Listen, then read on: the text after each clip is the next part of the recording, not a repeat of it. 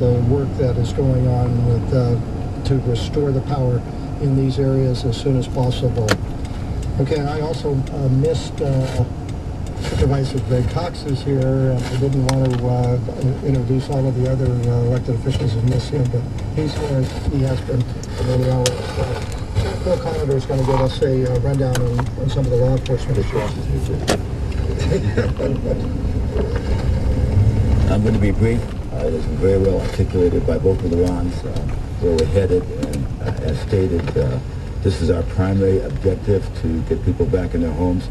Give you a little perspective here. To date, the mandatory evacuations were just about 1,300 square miles of this county, and that means 25% of the county of San Diego. So this is even our primary objective, but we're going to be working long, hard hours, everybody, to make sure that this plan works. As you know, the fire department commands release the area, and then we notify the people and make sure that they get in there safely and on all those things. Again, it's just I want to thank everyone for their outstanding cooperation for these evacuations, and we truly appreciate it. And we again ask you for your patience as we go through the repopulation process. On a sad note, we did have 2 burned bodies in a residence near Poway. We are now on the scene, and the medical examiner's office is attempting to identify them. We've also arrested 2 people for looting just north of the border. They were trying to cross the border back into Mexico. They were seen taking items out of a burned residence. They were both arrested, and they are booked in the San Diego County Central Jail.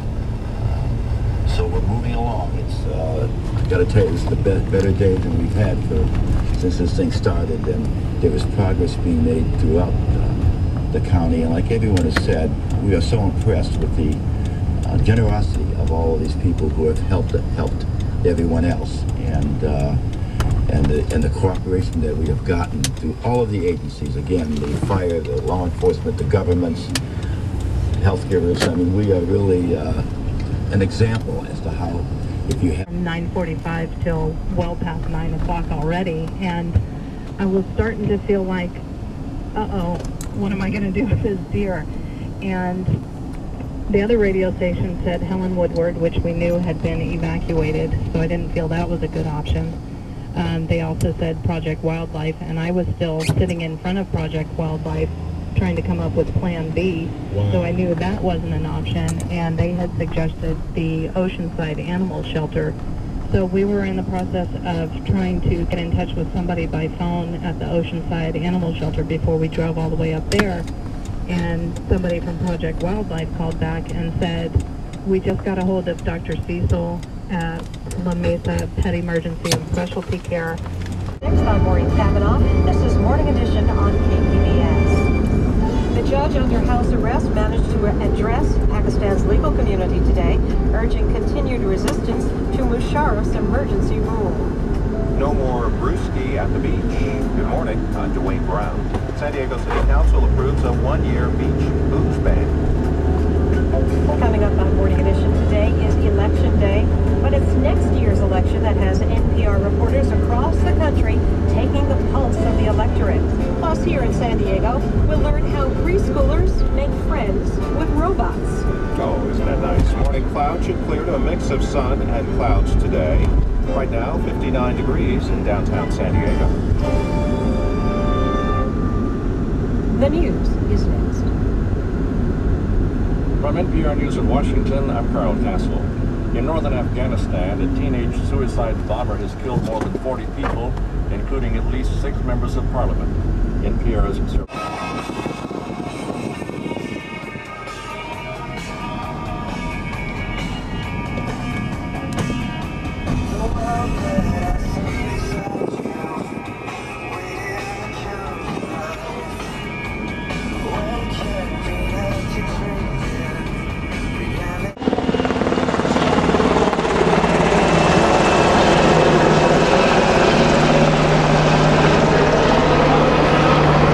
Roll.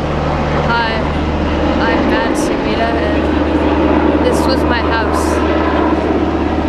Want to give us a tour, please? Okay, this is the garden, and as you can see, it's still standing, and it's my mom's prized possession. And then here's a little shrine we made to honor our house.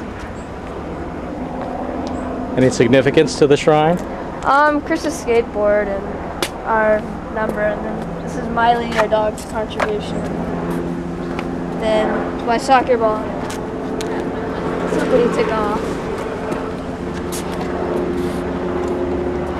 And then we just wrote hope. That's all we can really do.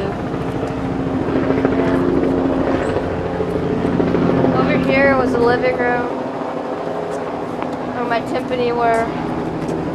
And as you can see, they're now just a jumbled mess. Back behind the living room was my parents' room, and if you can, I don't know if you can see it from here, but that was my mom's tub was over there. And then if you move over a little to your left, that was a family room area. Watch TV, sat on the couch.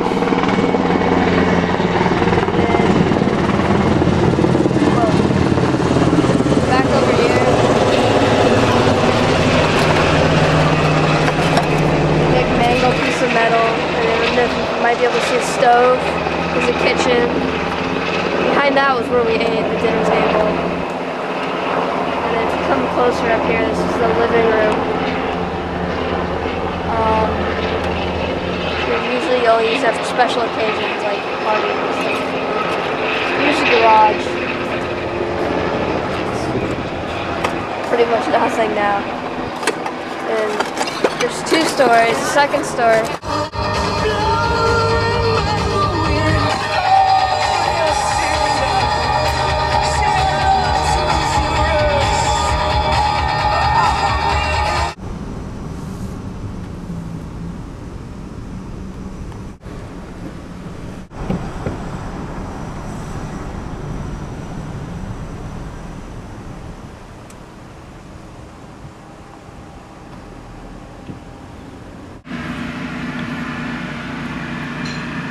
This is the view on the back of Lloyd's and Nancy's bedroom window.